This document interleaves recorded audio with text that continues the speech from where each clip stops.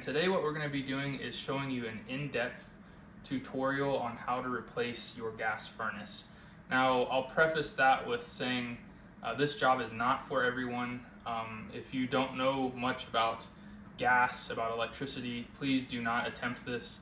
But if you do, if you're well aware of the safety concerns of gas and electricity and you have mechanical knowledge, then I feel like you should be able to do this yourself and save a lot of money. So let's get into it. So the first thing that we want to do is make sure that we're being safe and that the electricity and the gas are turned off. So to start with, we're going to turn off our gas here, and then we're actually going to go outside to the main gas meter and we're going to shut it off there.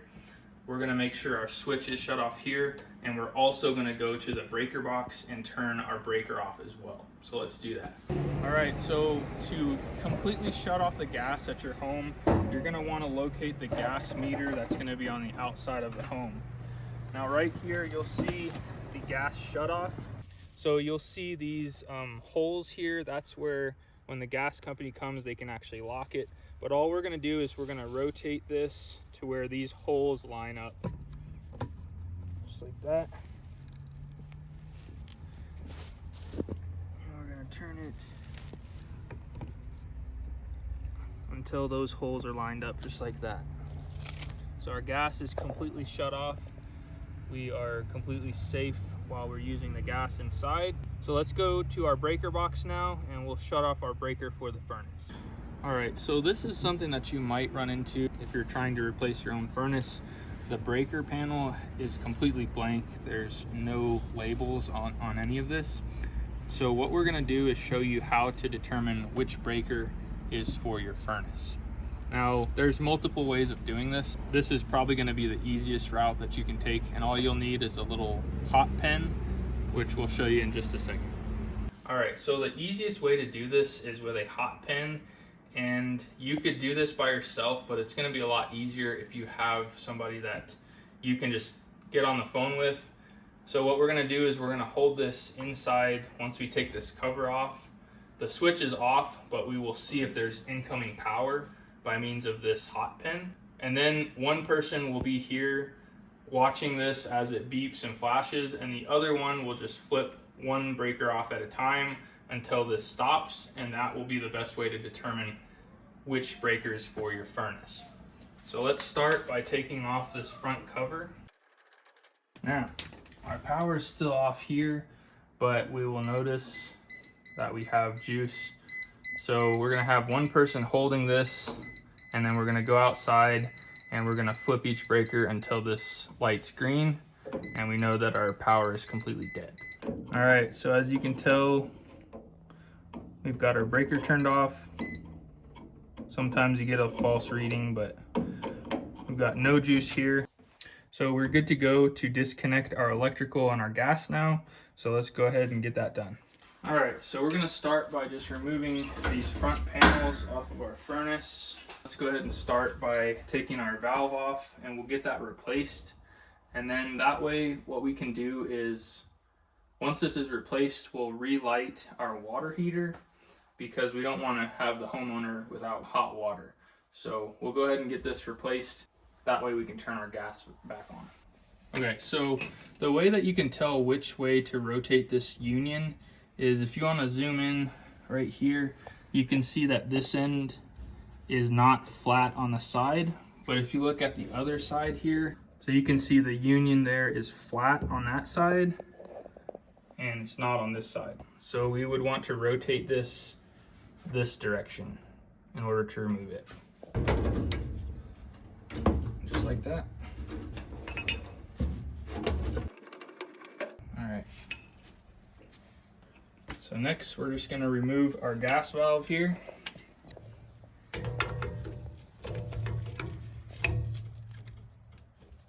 Pretty straightforward there. Just make sure that you're holding whatever pipe you don't want to spin.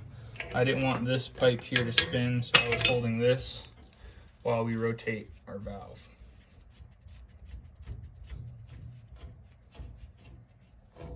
Before we install our new gas valve, I just wanted to talk about these two different types of pipe dope. The blue stuff is a lot easier to work with than this stuff. You probably have seen in other videos using this, and it's very messy. It will just stick to everything. So what I prefer is the blue stuff. I just recently found out about it, but it's a lot less messy and it's easier to work with because it's not as thick as the white stuff. So I just wanted to mention that for you DIYers out there. So let's go ahead and get our gas valve replaced, and then we can turn our gas back on. We're gonna start by just putting some of our pipe dope on our supply pipe here, making sure that we get this all the way around. And then we'll go ahead and thread on our new valve.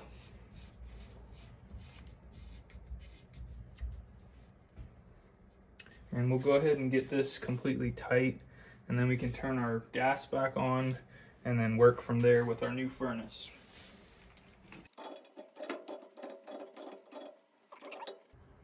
Just like that. And we're just gonna wipe off the excess. As you can see, that is so much easier than wiping off that white stuff. It's really a lot better of a product, and it works just as good. So we'll go ahead and shut this off, and we'll go outside and turn our gas back on. Okay. Heard our gas turn back on, just like that. Okay, so now that our gas is back on, we're gonna be using this product by New Calgon, and we're just gonna spray this fitting. You can also use soapy water if you don't wanna buy stuff like this, but being as we're in the trade, we use the stuff that's at the supply house. So as you can see, we got no leaks there. Okay, so as far as reigniting our water heater, just make a note of what setting this was on. So this was on B.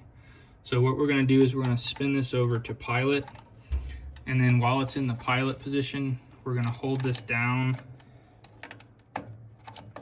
and we're gonna press the igniter button a few times. Now, if you look inside this little sight down here, see the pilot light is lit. Now, so you're gonna hold this pilot button down and for about 30 seconds, and then once you let go, just make sure that our pilot is still lit. Yep. Now all we have to do is rotate our knob back to the B setting, and you'll probably hear, well, the water heater, yeah, there it goes. So now we're back in business and we've got hot water, and we can proceed with our furnace replacement. So the next thing we're gonna do is we're gonna remove our switch and disconnect our box from our furnace. So as you can see, they used a stab, the stab portion on the back. I don't really care for these, so I'm just gonna cut these off, and we're gonna redo that when we put our new box in.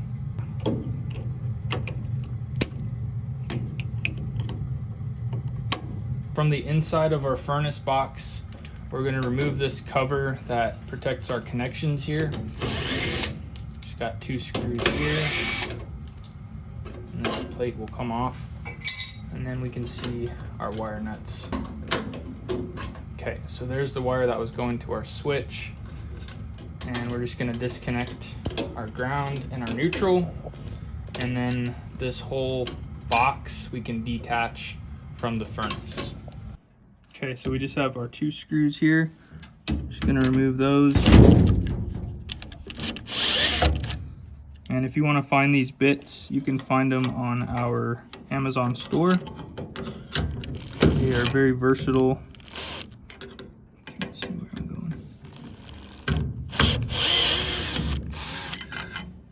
We have these long 6-inch ones, as well as the shorties in the nut driver section of our Amazon store. Okay, so now these will just come out, and they're separated. Next, we'll work on our thermostat wiring, getting that removed from our circuit board down here. All right, so here at our furnace control board, we have our C terminal, G, Y, W, and R. and we're gonna show you what these wires are. One thing that you can do is just take a picture of where these wires go, just so you know for sure that you're connecting them back how they're supposed to go. So first of all, let's just disconnect our R wire.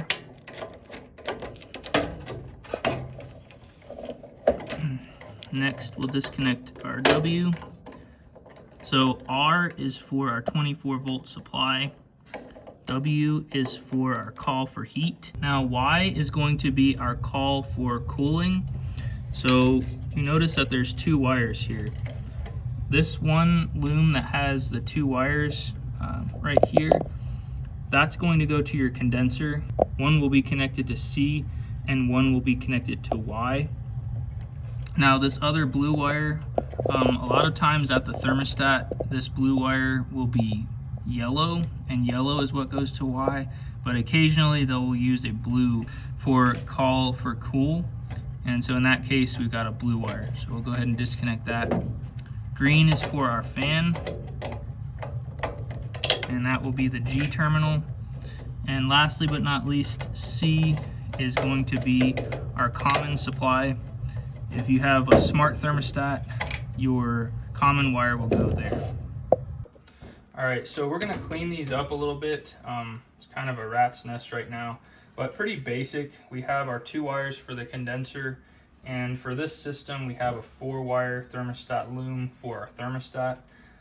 Don't be intimidated because these are pretty simple. They may look kind of complex, but when we get to reinstalling these, I'll make sure that we understand all of the terminals on our new furnace, and that you'll understand what these wires go to and how they work.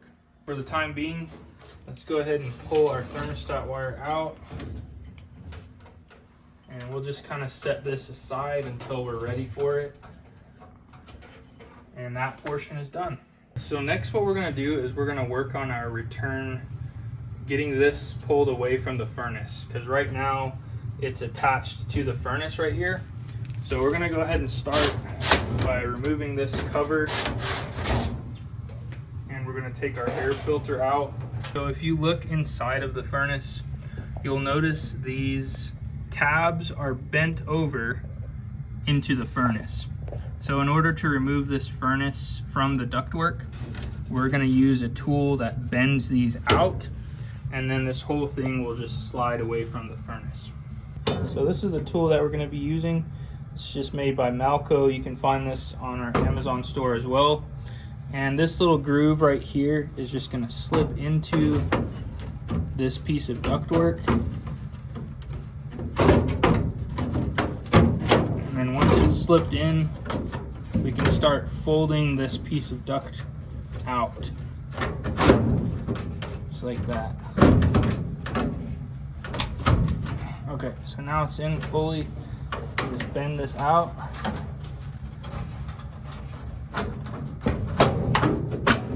And that's it. You just do that on all 4 sides. And also, if it's easier, what you can do is remove the blower so you have full access. We might actually do that on this removal job.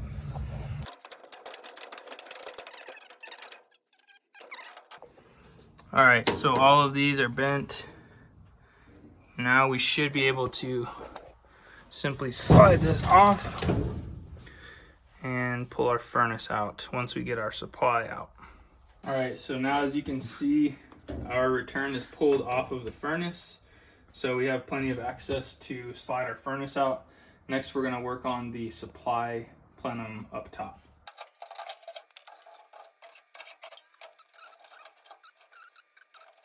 Now that we have our exhaust venting removed, we're gonna go through the perimeter here and just remove these zip screws that are holding our evaporator coil or our ductwork to the furnace. So I'm just gonna follow this around and remove any zip screws that I can find. This particular one has 2 on this right side, but there's no other ones that are exposed on the back or the side. So I'm willing to bet that the inside is how they attach to this. So we're gonna need to remove this front cover as well. And if you're keeping your AC Just be real gentle when you're working around these copper lines, because you don't want to nick one of those and cause any damage. Okay, so this piece should come out now, just like that. What the? That's like a... Check that out. What is that?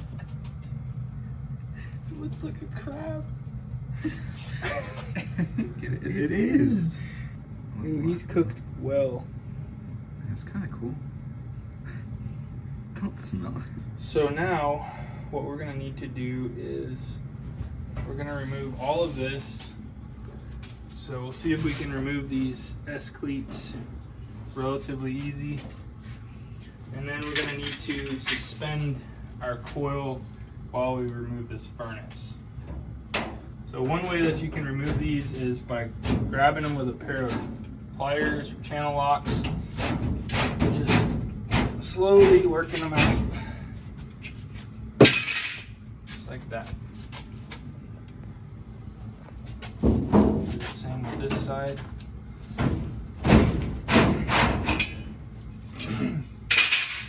So what we're just gonna do is slide this down, and then once we remove our furnace,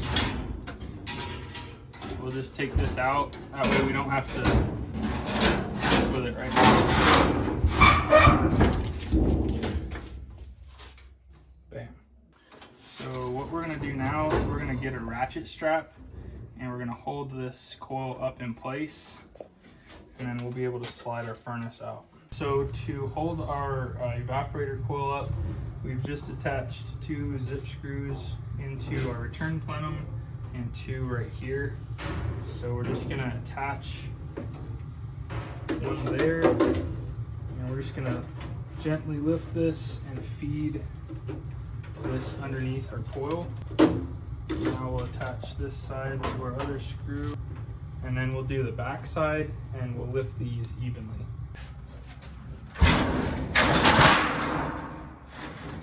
There's that piece of ductwork. We can get our dolly in here and get this old one hauled off. Oh yeah, it's pretty late.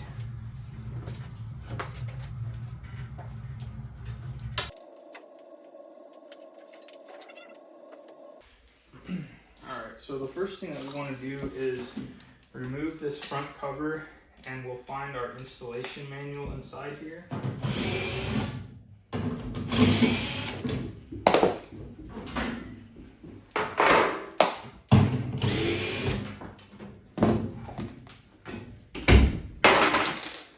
Okay, so right inside here, as you can see, we've got our install manual, and then we've got these 4 screws. That's what's used to attach this to the top here. So we're just gonna leave that in there. Now the installation manual, especially for someone who's never done one of these, is very important that you look through this before you attempt any of this. For when we get our unit set up, we have gas pressure settings for high and low stage, airflow tables for our static pressure, and all of the specifics when it comes to our ductwork, when it comes to gas piping, venting, all of that is included in this installation manual. So definitely look at this in great detail before you attempt doing any of this. So what we're going to start with is opening up our furnace for the return air. So we're going to show you how to do that real quick, and then we'll go ahead and get our furnace set in place. So one thing you want to do while you have this off is check the coils. Oops. As you can see, these coils are extremely dirty. So we are going to clean these thoroughly before we put our furnace in so that we have good airflow. All right, so we've opened this up a little bit, and I made a little mistake here, but that's all right. This opening we want to maximize, so we cut out the old pieces on the sides and the top to make this opening a little bit bigger. So our opening is going to be 15 inches from there to this line, and then this way it's actually going to be 19 and a half. So 19 and a half by 15 is what we're going to make the opening on our furnace. So what we're going to be using to open this side of the furnace is these Malco turbo shears. You can find those on our Amazon store. And first we're just going to drill a hole right here. We have our measurements, so 19 and a half by 15, and we offset this a little bit, so we're going out of this indentation range to maximize the amount of space we have up front for our exhaust air. So we'll start by drilling a hole right here somewhere.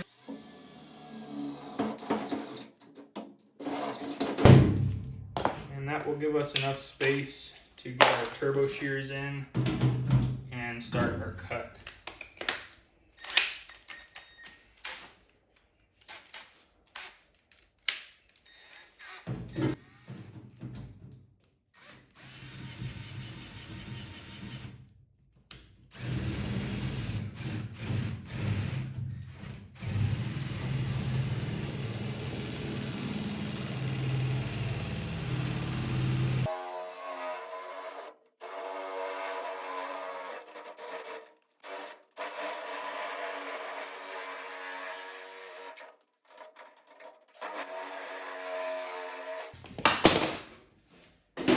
There we go. So we've got our opening for our return air. Now we're ready to slide our furnace in and get that connected. All right, so we've got our filter in. As you can see, these joints are just folded. And I'll show you the top over here. They just fold in like that. And on the back side. And then you can tape these if you want to, but so it's easier for whoever replaces the furnace next time. It might be easier to just leave them untaped. So that's good to go. So we'll go ahead and close this. And something else that I like to do for my customers is I'll take a Sharpie and just draw an arrow. The arrow goes towards the furnace. So I'm going to take and draw a little arrow pointing to the right so that the customer knows how to put that filter in. So next we will work on our gas. This should be pretty easy because we're just going to come out here, do our drip leg, and then our flex line. Now another thing that's kind of optional is these pads that you can put under the furnace. This particular one was uneven, so I used one of these pads to level out the furnace. But if you're working with level ground, you can put 4 of these to bump it up off of the ground, so that in case something leaks, the bottom of the furnace isn't going to rust out. Okay, so what we're going to do here is we're going to have our 90. This is a street 90, meaning the one side is threaded, the other side is a female. And we're going to come out about that far. We're going to do our T right here. And then we're going to have our drip leg. Our drip leg will come out here, and we'll just have a cap on the bottom. And the purpose of the drip leg is so that when your gas comes in, it has a place for sediment to drop in before it hits the gas valve.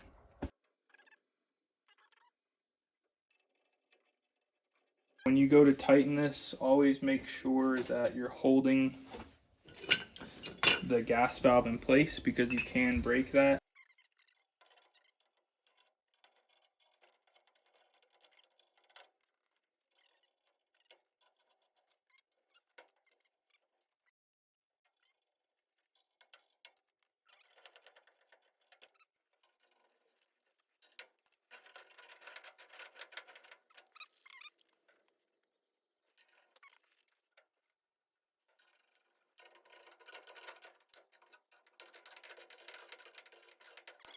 Next, we're going to install our flex line. So on the one end, we have our male fitting. So we can put that one here, and we'll put pipe dope on that, obviously. but we never want to put pipe dope on the flared end because this flare is actually what makes the seal. So this pipe dope only goes on the rough, non-flared ends of your black pipe, just so you're aware.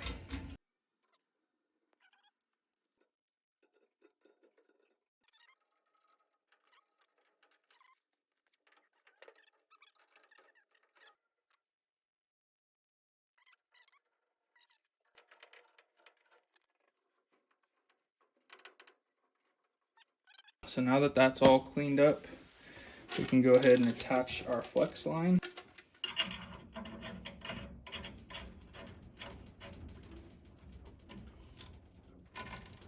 And we're just going to try and make this transition as symmetrical as possible.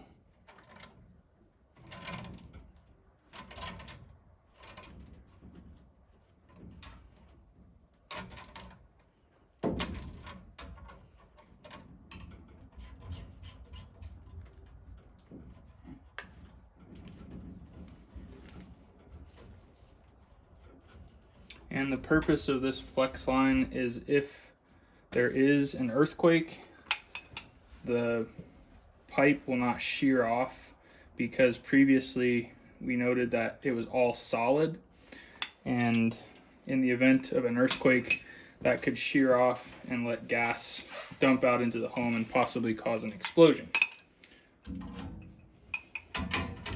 So we're just going to snug these all up, and then we'll be able to turn on our gas and check for leaks.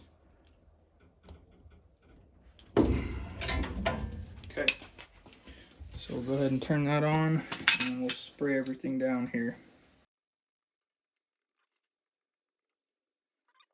All right, so our gas is finished. That turned out really nice. We have our drip leg here. Next, what we're gonna do is disconnect this. What we're gonna have is a junction box up here. So we're gonna reuse part of this wire, and we're actually going to run metal clad flexible conduit that has the wire in it already, and it'll give us a nice clean look, and our box will be on this side to match where our electrical comes in.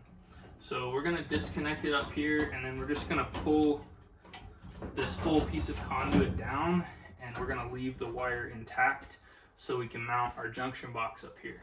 So we're just gonna pull this through, and our wire will stay. So we're gonna take this wire, we're gonna feed it over this supply vent, and we're gonna put our junction box up here, and then we're gonna run that metal clad flexible conduit down the side here. All right, so for the electrical, we're using some 12-2 metal clad conduit that has the wire built in. So we've got our three, our neutral, our hot, and our ground. The black is hot, white is neutral, green is ground. And you can adjust this to the length that you need. You don't want to buy a huge spool if you're just doing a one-time job. So I got one of these spools, and I was able to just twist off this connector, and when I cut this to length, we'll simply slip this on. It will lock into place, and this will just actually lock into our box. So I wanted to show this to you. So all we do here with our box is we just push, and it will lock into place, and that's literally all you have to do. So now what we're gonna do is we're gonna have our Romex from the existing one come in here, and we're gonna lock that in place, and we're gonna mount this up into the floor joist up above the furnace, make our connections here, and then we'll have a brand new electrical line that will be nice and clean, and that will replace the one that was there before. All right, so as you can see, we have our power coming from the panel to our metal box here. We have our isolation connection there, and then our metal clad wiring here. We're gonna use our lever locks to connect these. They are amazing. Just wait till you see how easy this is compared to wire nuts and how versatile those are. So then we come down the back of our ductwork here, attaching with these guys. And then once we get our ductwork done, we'll have a nice brand new fitting to go into our box. All right, so we got our junction box mounted up here. This is our Romex coming in with our connector and our metal clad wire. Now we're just making the connections in here, black to black, white to white, and green for our ground. And I just wanted to show you these. These are called Wago lever locks, and they replace wire nuts. They are just way easier to use, and I'm going to show you how to use them real quick. So you just slide the wire in all the way until it touches the end, and you simply lock the lever, hence the name. And do the same on the other side, and that is literally it. Now these will not come off. They are extremely tight, and they're also reusable, which is fantastic. So what we're gonna do is just bend these up, and we're gonna keep them in this junction box, put our plate on so everything is safe, and then we have this new metal clad wire that we're gonna attach to our new switch. You can find these lock levers on our Amazon store. Simply go to the video description, click on my Amazon store, and go to the electrical section, and you can find these in different bundles. These are the 2-wire. You can get them in 3 and even 4-wire connectors. For our transition, since our straps are here, we're gonna build this back piece first. On the height, we're gonna go 29 inches plus 1 for our bend at the bottom. We're gonna go 30 inches high, 17.5 here, plus 2 inches, 19.5. And then on the bottom, we're gonna have 19.5. We'll add 2 inches and we'll be 21.5. So those are our measurements. Now let's build our piece. We're gonna show you how to do a cross break without having a metal break. Now this is a pretty easy way to do it. Perfect for the average DIYer. And what it involves is this little tool that's typically used for pushing in the little rubber piece on a window screen that holds the screen in place. But someone found that this trick works, and it's awesome because you don't have to use a metal brake. So before we want to cut our brake, we just want to make sure that we cut our corners out. And that way, depending on the application, we'll be folding this either way, depending on the orientation of the ductwork. And then once we have our cuts made, all we would do is take something straight. I'm gonna use this brand new piece of S-clip, and I'm gonna go from that corner there to this corner. I'm gonna hold this with my knee and the other side with my hand. And whichever side you want the indentation to go out, that's the side you want down. And we have this on a somewhat soft surface for that purpose. But we're just gonna hold this down, and we're gonna put this at an angle like this, and we're just gonna run it across with slow and steady pressure a couple of times.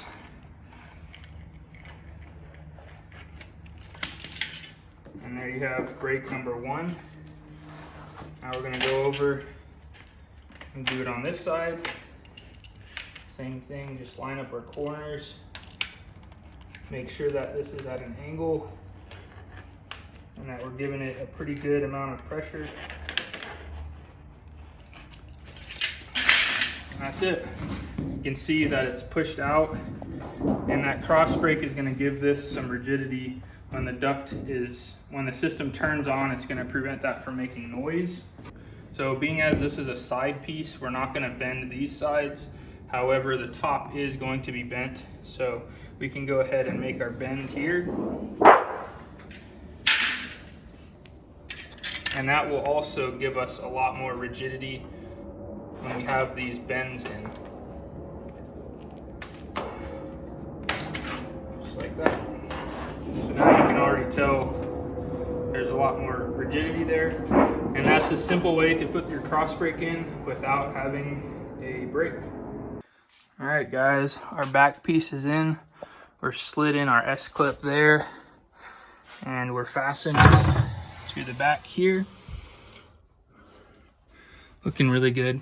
Now, the way we're going to level out this coil and make sure that we have our gap here is what we're gonna do is we're gonna fasten to this pan from the back side since we have access.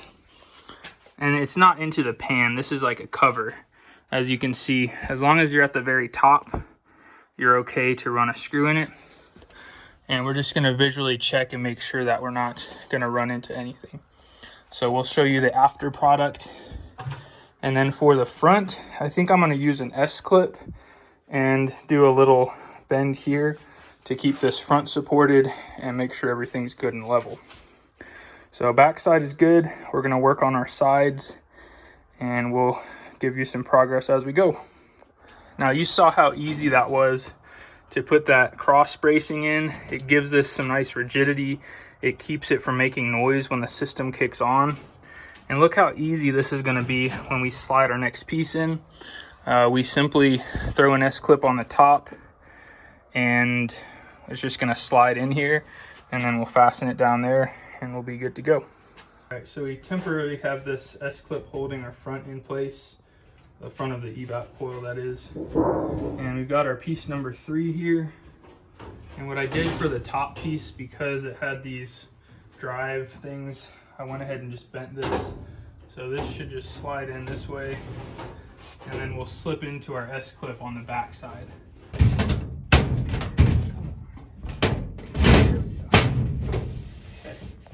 Our drive cleat is there, so we'll go ahead and zip screw some here and put some tape on that. And we'll put a few zip screws down here on the bottom as well. Right there.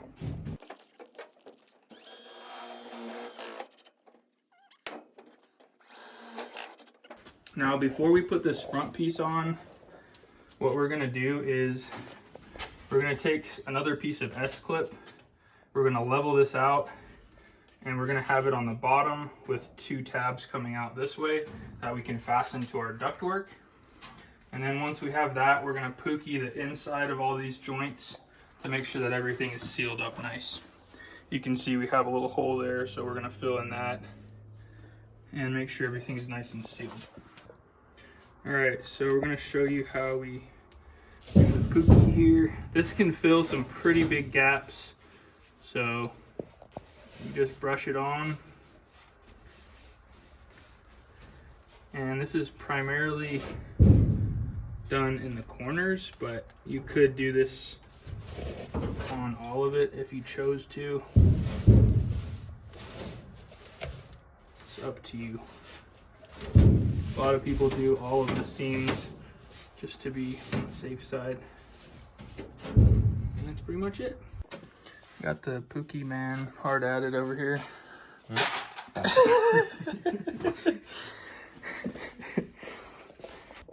Okay, so we've got this S-clip temporarily holding this up. We've made sure that it's level, and what we're gonna be doing is using this piece of S-clip. And all we did was we took our folding tool, which can be found on our Amazon store, bent it at a 90-degree angle, and we're gonna use this as a support right here to prop up the front of the coil. Just like that. All right, so our coil is supported on both sides by itself. Next, what we're gonna do is put our next piece in. We've got our 2 S-clips here. And the plan is to make 2 little triangle pieces for here, and then we can go straight up and back that way. So we've got our bottom piece in. This was kind of a weird layout, but we have to work with the coil that we've got. So the back piece was straight, but we're coming out, up, and then back in at the top. So we're gonna have a separate piece here. So what we're gonna do is we have this is gonna be slid over, and we're gonna make a cut here. And we're gonna slide this to where it's gonna be which is about right there. And we're going to line this up with this here. Both of these are straight above and below each other, as you can see. So what we're going to do is we're going to make our cut like that, and one line going this way. And we should have a good end result with that. Okay, so we got our piece cut here.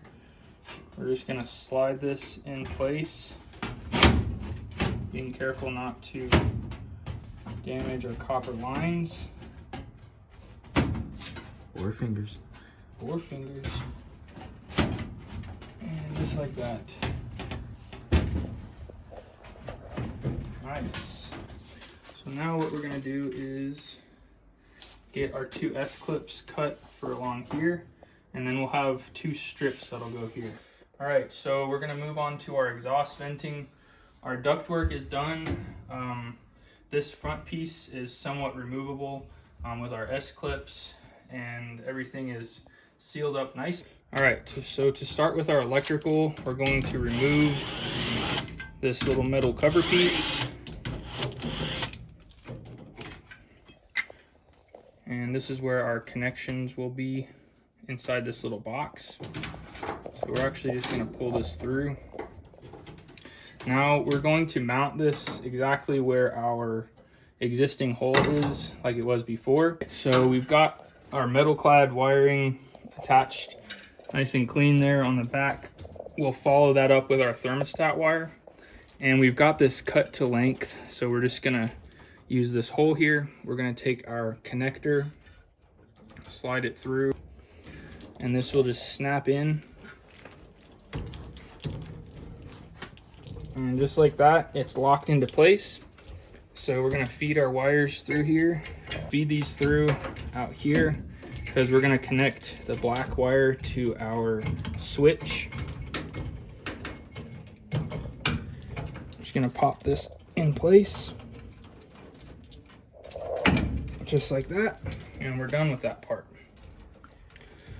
So we're gonna cut this about here, give us plenty of room to work with. We're gonna feed our ground wire through here.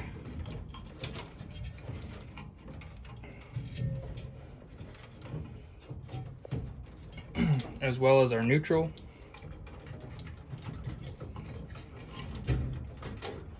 Just like that. And we're gonna take our black wire and feed it through to here. Now at this point we can go ahead and attach our neutral right here. And we're actually going to use these Wago lever locks again in here.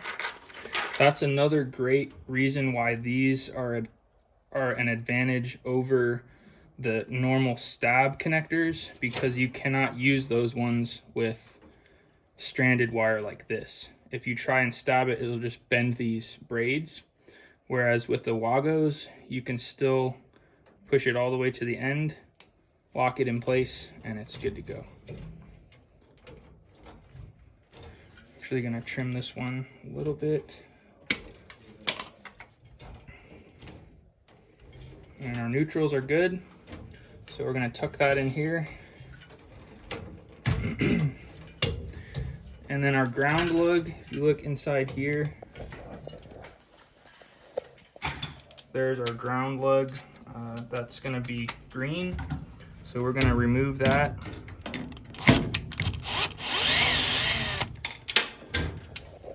Drop it into the furnace. Never find it again. Okay. So we're gonna strip this back.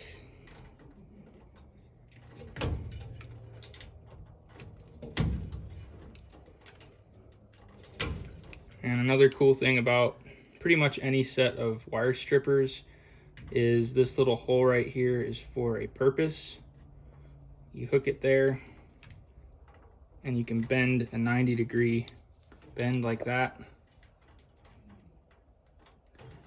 and you simply put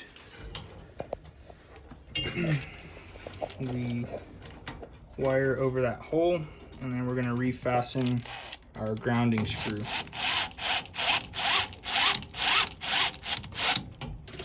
Just like that. So our ground and our neutral are good. So we're going to take our switch. Our hot wire is going to be on the top, and our furnace power is going to be on the bottom.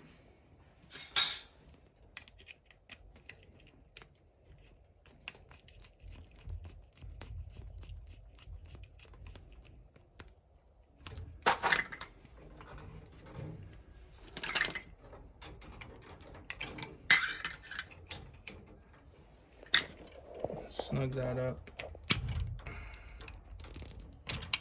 Like that. And then we'll just reinstall our switch, put our covers on, and our electrical will be good to go. So just to reiterate, we have these cleaned up. These are our thermostat wires. Now these 4 are coming from the thermostat, and these 2 are coming from the condensing unit. So the only 2 wires that we will connect in the same place are our blue, which is for call for cool, and our Y from the condenser. So this one will go to common, these 2 will go to Y, this will go to R, this will go to G, and that will go to W. So let's go ahead and do that. Now, one thing that I always recommend is twisting 2 wires together that are going to be on the same terminal, because sometimes if you don't twist them together, you might think that they will have a good connection, but they really don't. So we'll start with our Y. That's going to go right here to Y1. And the other side of our condensing unit wire is going to go to C. So we'll go ahead and connect that. R from the thermostat is going to go to R right here. Green is going to go to G for our fan. And last but not least, W is where our white wire is going to go for our call for heat. And that is it. So we got some nice clean wires there, a lot better than the existing install. And our thermostat wiring is totally done, as well as our electrical. So we're ready to fire this thing up.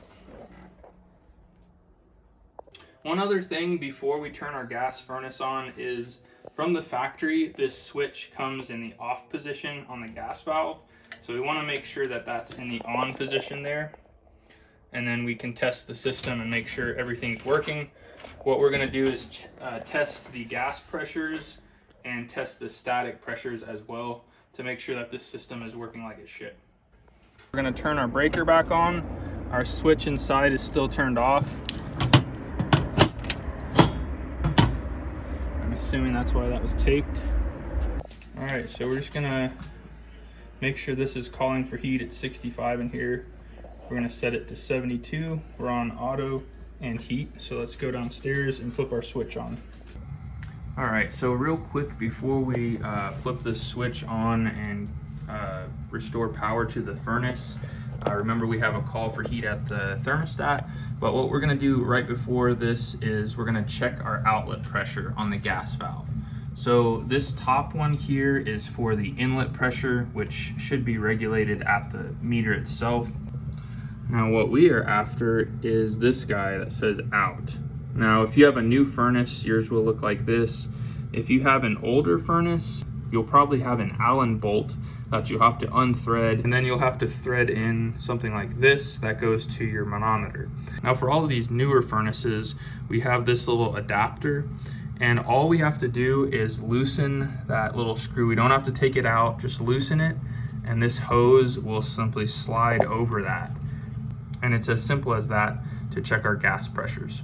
So what we'll do right now is just loosen that little Allen head and then slip our hose on, and then we'll power on the furnace and check our gas pressure. I'll also leave a link to this little kit in the video description. It also comes with a little Allen key that we need to loosen this. And these shouldn't be very tight, but we're just gonna run this back a few turns. Again, you do not have to take that all the way out because you'll probably lose it. And then we're just gonna slide that over just like that. And then we'll plug this end into our manometer. This you can find on our Amazon store. Just go to the video description and there you will see the link to my Amazon store where you can find all of these tools that I've used on this install and that I use on a daily basis. Now, if we need to adjust this, gas pressure is right here. On a 2-stage, you'll have 2 of these. One will say low and one will say high. For this one, it's just a single stage, so we're gonna pop that off, which will give us access to the flat blade adjustment that will be behind here. Now, as you can see, there's a plastic adjustment in there with a flat notch in it. All right, now as we can see with natural gas, single stage, our optimal range is 3.2 to 3.8 inches of water column. So as long as we're within that range, our furnace pressures should be good and we're okay to run the system.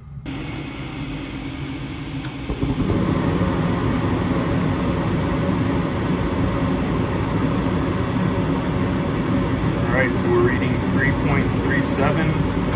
So we're within that range, 3.2 to 3.8.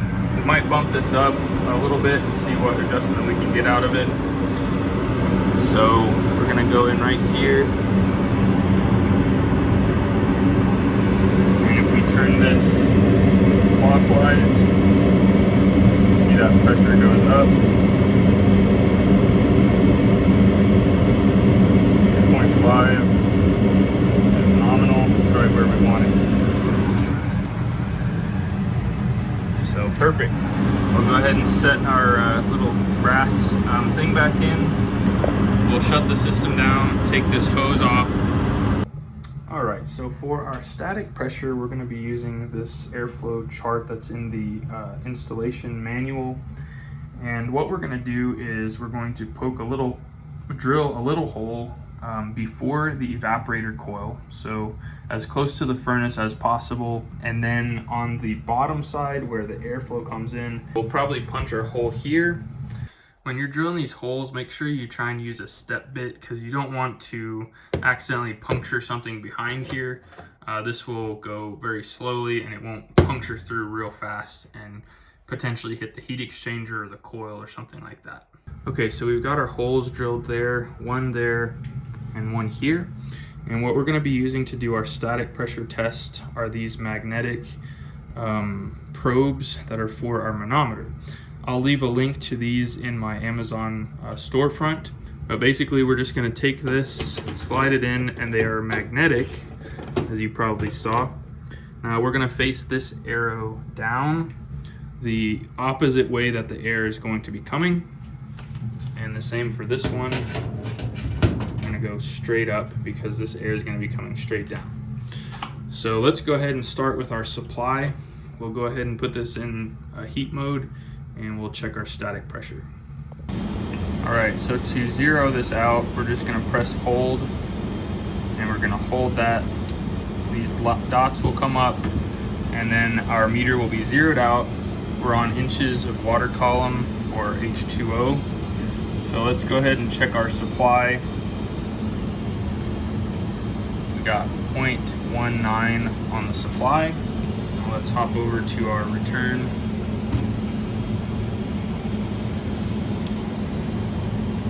We got 0.25 on the return. So let's plug that into our chart here and see what we got.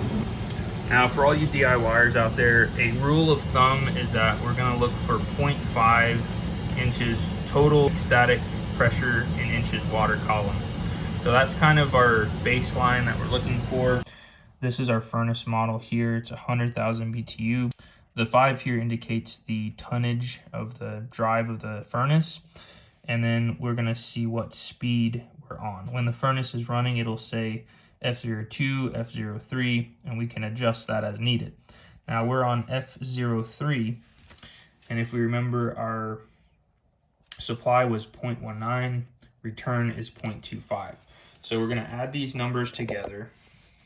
and see where our external static pressure is. So 0.44 is our static pressure. We don't want to go over 0.5. That's kind of like our baseline. We notice that anything over this is going to be off the chart, and anything under that is going to be. So we're pretty much right here in the middle on our static pressure. So 0.4 is our total.